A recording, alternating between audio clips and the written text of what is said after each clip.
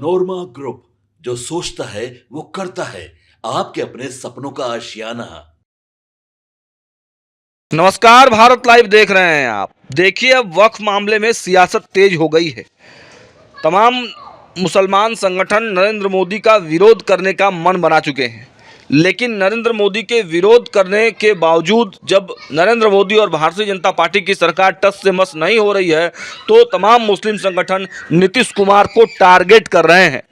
देखिए, आपको बताते चले कि इस मामले में सिया वक्फ बोर्ड ने भी बड़ा रुख अख्तियार कर लिया है। सबसे पहले उनके बयान को सुनिए कि आखिर सिया वक्फ बोर्ड के लोग क्या कह रहे हैं। मुख्यमंत्री नीतीश कुमार आए थे। हर साल माननीय मुख्यमंत्री ईद मिलन समारोह में आते हैं और इस बार भी मेरे गरीब खाने पर तशरीफ लाए और लगभग हमें समझता हूँ कि सुबह से लेकर शाम तक वो पटना के विभिन्न जगहों पर लगभग 14 से 15 जगह ईद मिलन समारोह में शिरकत की है। वो उनकी वह बड़प्पन है। यही हिंदुस्तान की गंगा जमनी तहजीब है कि हम एक दूसरे के पर्व में मिलकर खुशियाँ मनाएं, और इस सिलसिले में यहाँ भी आए।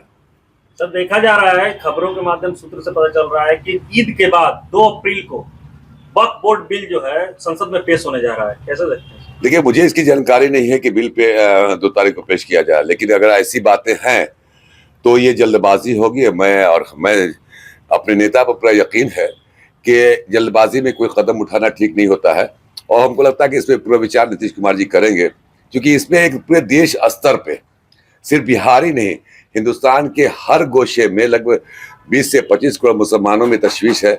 इसलिए इस पर पूरा विचार होना चाहिए, और हम समझते हैं कि इस पर विचार माननीय मुख्यमंत्री जी करेंगे, क्योंकि चुनावी वर्ष भी है और हक की बात जहाँ पे है, और नीतीश कुमार जी हक पे ही रहते हैं, तो हम हक के खिलाफ जाएंगे नहीं, मुझे ऐसा यकीन है। तो क्या लगता है सर, 2025 के विधानसभा चुनाव में इसका असर पड़ेगा?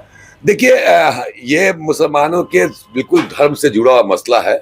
मैं शिया वक्फ बोर्ड का चेयरमैन होने के नाते भी कह रहा हूँ, बिहार का एक नागरिक होने के नाते भी, इसमें कोई दो नहीं है कि रमजान के पवित्र महीना खत्म होने के बाद ईद की खुशी के मौके पर मैं कह रहा हूँ कि हिंदुस्तान की तारीख में, बिहार की तारीख में ऐसा कोई नेता पैदा नहीं हुआ जिसने मुसलमानों को जितना काम किया और नीतीश कुमार ने किया है।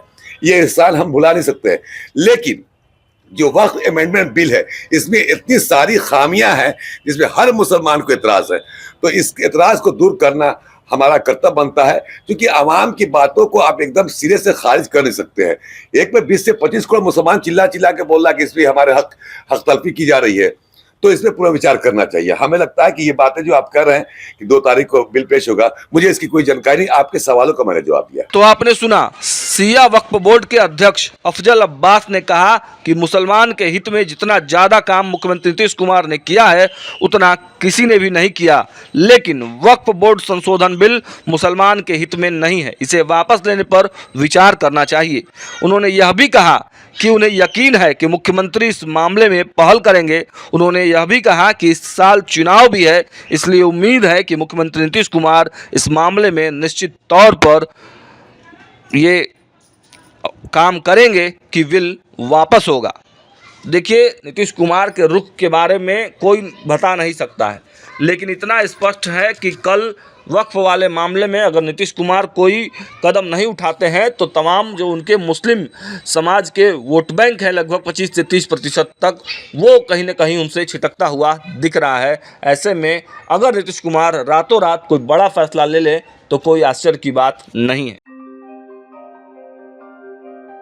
आपके सपनों को हमने सजाया है, ई होम्स पैनोरामा को हमने बनाया है। ई होम्स मेरा एक सपना था जिस पे मैं पिछले 4 साल से काम कर रहा था। हमने जो बनाया है वो सबने है माना। ई होम्स पैनोरामा में हो आपका भी आशियाना। और फाइनली हमने 2021 में इस प्रोजेक्ट को लॉन्च किया। बहुत लोग अप्रिशिएट कर रहे हैं कि पूर्णिया जैसे शहर में, बिहार के, एक तो बिहार की बात करें उसमें भी पूर्णिया जैसे छोटे जगह में इस तरह का लाइफस्टाइल देना, ये सुन के हम लोगों को बहुत अच्छा लगता है। ई होम्स में हमने कुछ और भी किया है, जैसे हम जिस जगह में रह रहे हैं हमारी फैमिली सिक्योर हो, उनको सिक्योरिटी का ध्यान में रखा है। आपकी सुविधा और सुरक्षा आपके लिए खास है, ये आपका विश्वास है। इसमें आर्टिफिशियल इंटेलिजेंस का 7 लेयर सिक्योरिटी का हमने इस्तेमाल किया है। लस ग्रीन कैंपस को बनाया है। यदि हमारा बाउंड्री वाल है तो वो वर्टिकल गार्डन है, ये जितनी भी फैसिलिटी होता है एक इंटरनेशनल टाउनशिप में ई होम्स है, ये हम लोग विश्वास नहीं कर पा रहे हैं। जो भी हमारे मित्र दोस्त या जो भी हमारे बाहर के बाहर आते हैं तो हम लोगों को बहुत अच्छा सुनने को मिलता है और बहुत अच्छा क्रेडिट मिल रहा है। वो सारा हमने सिर्फ एक बिल्डिंग नहीं बनाया, हमें एक बहुत अच्छा लाइफस्टाइल दिया ई होम्स में, और मेरा एक सपना था जिसको मैं आज फुलफिल होते हुए देख पा रहा हूँ। ये आपका आवास है।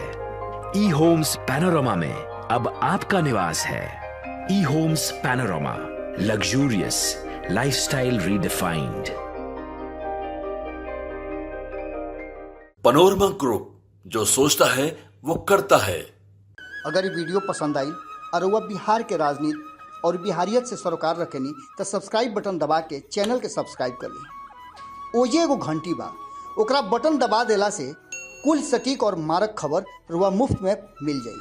अगर रुआ पत्रकारिता के हमनी के नया प्रयोग में सहयोग कर चाहतानी तो ज्वाइन बटन दबा दी।